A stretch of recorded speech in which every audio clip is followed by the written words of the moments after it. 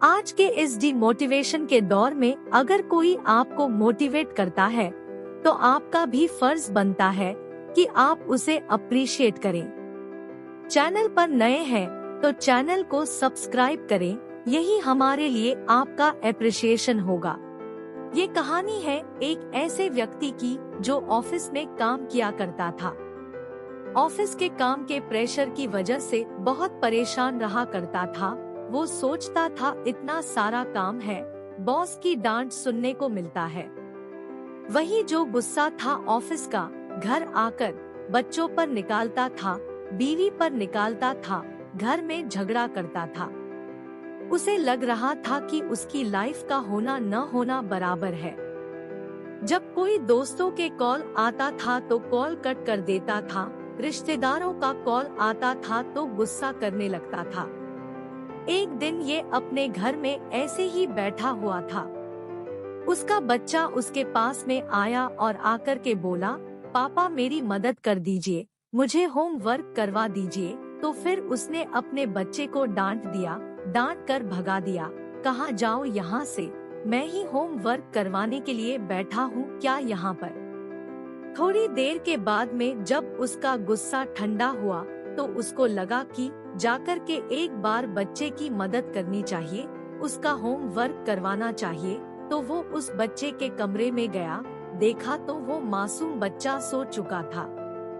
बच्चे ने होमवर्क की कॉपी उसके सर पर रखी हुई थी। होमवर्क करते करते ही सो गया था।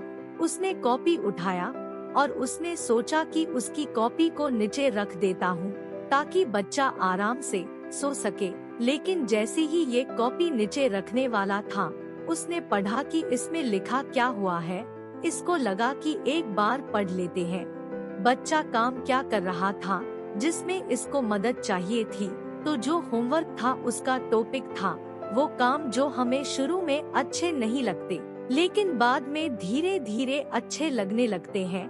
इस टॉपिक पर बच्चे को एक निबंध लिखना था। बच्चे ने एक पैराग्राफ लिख दिया था जो इसने पढ़ना शुरू किया। बच्चे ने सबसे पहले लिखा था, thank you so much. Final exam का जो शुरू में हमें बुरे लगते हैं लेकिन उनकी वजह से बाद में गर्मियों की छुट्टियां आ जाती है। थैंक यू सो मच उन बेस्वाद कड़वी लगने वाली दवाइयों का जो शुरू में तो बिल्कुल अच्छी नहीं लगती लेकिन बाद में उनकी वजह से हम सब ठीक हो जाते हैं। फिर उस बच्चे ने आगे लिखा, थैंक यू सो मच उस अलार्म क्लॉक का जो सुबह सुबह हमें जगा देती है। हमें अच्छा नहीं लगता लेकिन उसकी वजह से जब हम जाग जाते हैं तो हमें मालूम चलता है कि हम जिंदा हैं। थैंक यू सो मच ऊपर वाले का, ऊपर वाले की वजह से मेरे पापा मेरी जिंदगी में आए। मेरे पापा शुरू में तो मुझे डांटते हैं, मुझे बिल्कुल अच्छा नहीं लगता लेकिन बाद में मुझे घूमने के लिए ले जाते हैं, अच्छा अच्छा खाना खिलाते हैं, खिलौने दिलाते हैं।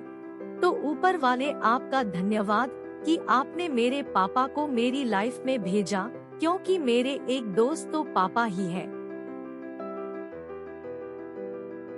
ये जो आखिरी की लाइन थी, इस लाइन ने इस आदमी को अंदर से झकझोर कर रख दिया, उसे अंदर तक हिला कर रख दिया। ये नींद से जाग गया और इसको लगा कि इसकी लाइफ में क्या कुछ नहीं है, आखिर एक इंसान को और क्या चाहिए। उस बच्चे के निबंध को कॉपी करते हुए ये बरबराने लगा, बोलने लगा, हे ऊपर वाले थैंक यू सो मच, आपकी वजह से मेरे पास घर है, कईयों के पास तो घर भी नहीं। क्या हुआ अगर मैं EMI चुका रहा हूँ तो। इसके बाद उसने बोला, थैंक यू सो मच ऊपर वाले, आपकी वजह से मेरे पास परिवार है, कईयों के पास तो परिवार भी नहीं होता, वो दुनिया में अकेले होते हैं। इस आदमी ने बोला, थैंक यू सो मच ऊपर वाले, आपकी वजह से मेरे पास ऑफिस है, वर्क है, वर्क प्रेशर है थोड़ा, पर मेरे पास जॉब तो है, कईयों के पास तो जॉब होती ही नहीं है।